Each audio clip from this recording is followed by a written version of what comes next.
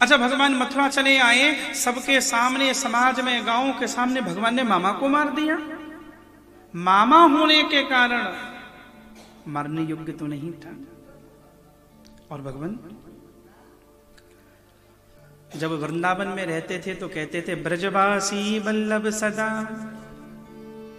मेरे जीवन प्राण, इन्हीं जो नेक विसारियो मोहे नंद बाबा किया। भगवान का एक वचन है, वृंदावनम परित्यज्य पादमेकम न गच्छति, मैं मेरे वृंदावन का त्याग करके कभी नहीं जा सकता। वो वृंदावन छोड़कर क्यों चले गए? और गोपिकाओं को भगवान कह के चले गए, परसों लौटकर आऊंगा, वो लौटकर ही नहीं आए। इतने प्रश्न जब राजा परीक्षित ने कहे तो भगवान सुखदेव समझ गए, अब 3 दिन के बाद में कृष्ण कथा को श्रवण करने के लिए इनका चित्त पवित्र हो गया है, अब वास्तव में ही सुनना चाहते हैं। चंद्रवंश की प्रवाही परंपरा के समस्त राजाओं का वर्णन करते हुए 2 बातें सुखदेव जी ने बोली हैं। एक में तो कथा की महिमा है, और पहली बार ऐसा हुआ वक्ता श्रोता को निवेदन कर रहा है। पहले क्या कहा? वासुदेव कथा प्रश्न पौरशास्त्रीन पुनाति वक्तारं प्रच्छकं श्रोतस् तत्पाद सलिलं यथा। भगवान के कथा के बारे में प्रश्न करने से प्रश्नकर्ता, बोलने से वक्ता, सुनने से श्रोता। और बहुत सरल शब्दों में कहूं, कथा कराने वाला तर जाता है, कथा करने वाला तर जाता है, और सुनने वाले भी तर जाते हैं महाराजा। तत्पाद सलिलम यथा, सब तरते हैं। भगवान कहते हैं, मत कथा वाचकम नित्यम मत कथा श्रवणे रतम, मत कथा प्रीत मनसं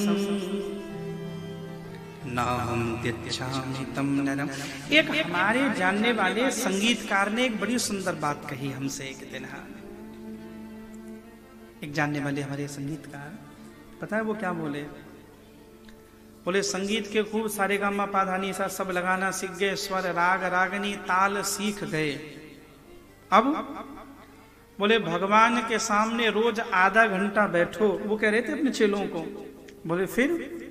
बोले सब सीख गए, अब आधा घंटा भगवान के सामने बैठो और ये बोलो, प्रभु मेरी वाणी में रस दे दो। बस सब सीख लिया तुमने, अब मेरी वाणी में रस दे दो।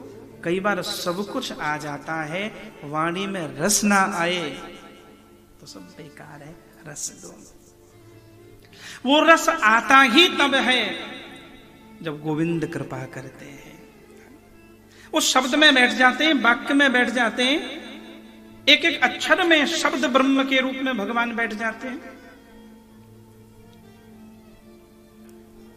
कथा हीलिंग करती है।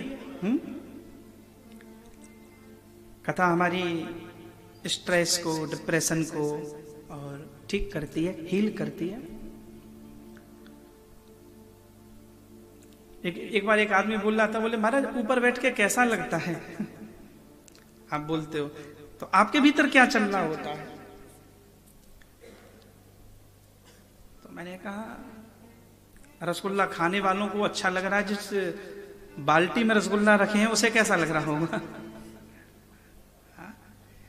रस की बौछारें तभी तो निकल पाएंगी जब थोड़ी देर के लिए रस स्वरूप परमात्मा आकर हृदय में बैठ जाएगा।